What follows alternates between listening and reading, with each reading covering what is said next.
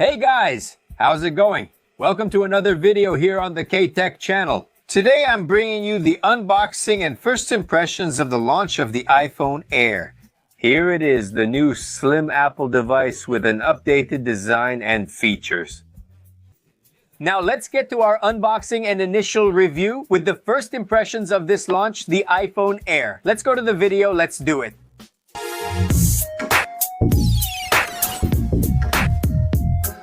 Starting the unboxing, we have a white box featuring a large profile image of the device covering the front. On the sides, we have the little apples and the name iPhone E. On the back label, there are the codes, the email, and the product model. Opening the box, we have the smartphone, and just below it is a USB Type-C charging and data cable, a manual ejector pin for quick start, and nothing else. And you already know that Apple doesn't include a charger in the box, but this device supports 20-watt charging. Power Delivery 2.0 technology, which is a technology that charges a bit faster. It can go from 0 to 50% in 30 minutes. Unfortunately, you'll need to get a charger, buy, borrow, or use one you already have. And it also supports wireless charging. With MagSafe, you bring it close to the back of the device with a power of 20 watts. And now, with the device already in hand and all the settings done, we have a 6.5-inch low-temperature polycrystalline oxide Super Retina Extreme Dynamic Range organic light-emitting diode display with a refresh rate of 120 Hz HDR10 Dolby Vision and a maximum brightness of 3000 nits. And it has an excellent grip. In fact, it's very thin, guys, and also very light. It weighs 165 grams, man, impressive. And it's 5.6 millimeters thick. It's also very thin. And this black color is classic and at the same time modern and elegant. I think it's really beautiful.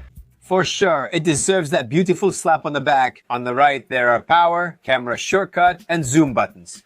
On the top, everything is smooth. On the left side, there's the mute button and the volume up and down buttons. On the bottom, there's the microphone and the USB Type-C port for charging and data transfer. Just a note, it doesn't have a slot for a SIM card, only connection via eSIM, that digital virtual SIM.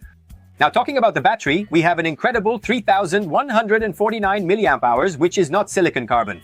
But even so, incredibly, the performance is actually a bit higher than I expected. I thought it would be a total disaster, but it's not that bad. It held up well for the activities I did. But of course, that depends a lot on the settings each person uses and also on daily usage, right? Honestly, I find it very hard for this battery to last the whole day without needing to charge it at least once. And we already have Apple Intelligence installed on it, which also integrates Chat Generative Pre-trained Transformer directly into the system together with Siri. As I said in the iPhone 17 Pro Max video, you'll have one of the best personal assistants available.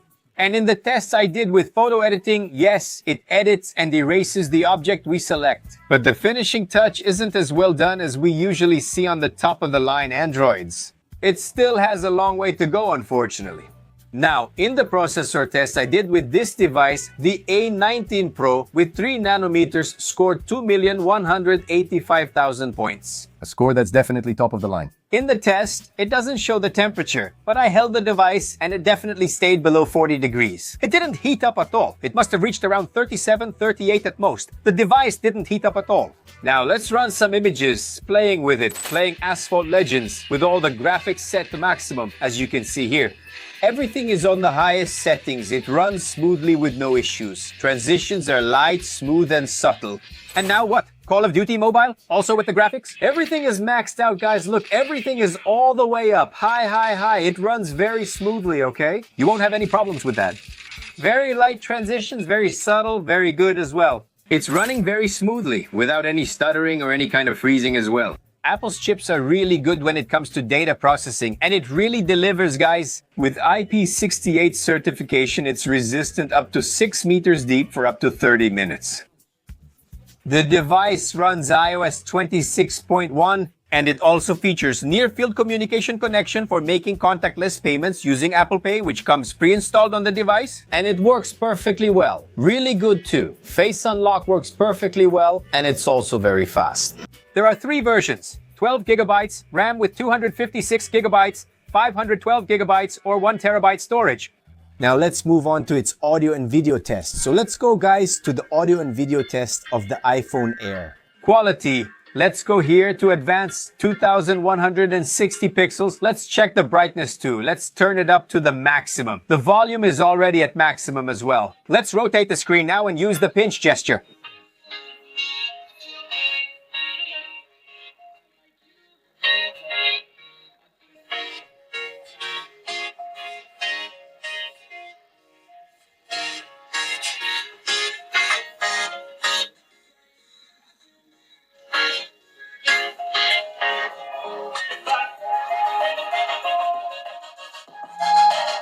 Guys, the audio and image are really good. The device really does a great job with that. The screen is very beautiful. The colors are very strong, very intense, and very vivid as well. You can notice a very well-balanced saturation on the device and also a very strong brightness. There's a lot of detail as well. I really like this device's screen. Now, let's talk about the cameras. Starting with the front one, we have an 18 megapixel camera recording at 4K 60 frames per second with high dynamic range. Let's check out some photos and videos taken with its front camera.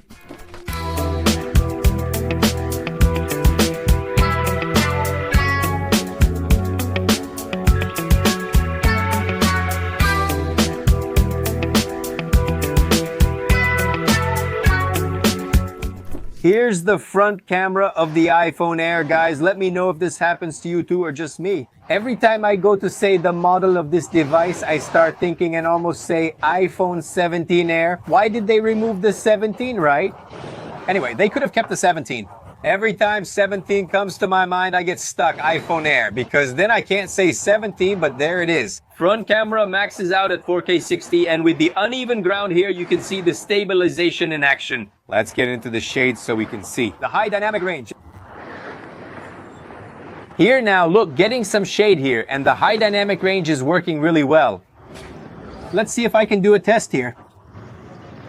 So we can push the high dynamic range here. Look, it splits a bit here with the wall and it already turns white over there. See? When there's a mix of scenes, it gets a bit lost. Look, now come over here. How's the high dynamic range doing over there? And now here, see, it already starts to get lost. Everything turns white over there, see? That's a little flaw we found in the iPhone's high dynamic range, right? But there it is. Without a doubt, it's an excellent camera. Really good, very good quality too. Colors, stabilization, everything. And there you go, resolution is 4K 60. Wonderful, it's insanely hot and I'm sweating a lot, but that's it, we're in this together. Front camera, iPhone. It's just that it's not the 17. Guys, I think the photos and videos are excellent, but lack details. Now let's look at the back. A 48 megapixel camera records 4K at 60 frames per second with optical image stabilization. Should we start taking photos and videos with the rear camera now?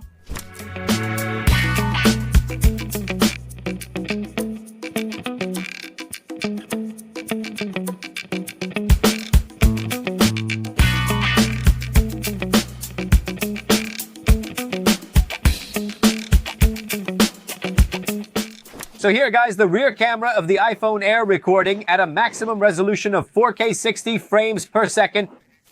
Here, the floor is very uneven. Can you see it? I'm shaking a lot. Let's see how its stabilization will turn out. Holding it only with my right hand, okay? Let's check the focus here. Quick focus, very good. Wonderful. Let's also test the zoom. Going here to the maximum zoom of 6 times half a dozen, and it stabilizes very well too. Look! Awesome, wonderful. Let's go back to 1x now. And that's it, awesome. Rear camera, iPhone Air, which is not the 17. That's it, we're in this together. In my opinion, they delivered a lot. With only one camera, the video had excellent stabilization and the photos were very good too. Now let's discuss this device's positive aspects, starting with the design. This is beautiful, thin, and light. The design is excellent. The processor is strong, the screen looks great, and it has IP68 certification for resistance up to 6 meters deep. Yeah, it's amazing. Its weight and thickness are also positives for this device. Now let's discuss the negatives. I think its price and value are still high. I also felt the cameras, especially on the back, lacked more versatility. It lacked an ultra-wide or possibly a periscope lens. Not the periscope lens, since it needs more space and would require a thicker device. But I think an ultra-wide might fit in this space here. But anyway, in my opinion, one camera is just too little for this device, at least considering what they're asking for in terms of price. But anyway, I want to know your opinion. Comment down below what you think about this device. Is it worth it or not? Did you like the video? Leave a like before you go, or a dislike if you didn't enjoy the video. Sharing your opinion and comment is important. Alright, let's go guys. If you're not subscribed to the channel, please subscribe, hit the notification bell, and share this video. Alright, we're in this together guys. Thank you all so much. God bless you. A big hug and see you next time. Thanks. I'm out.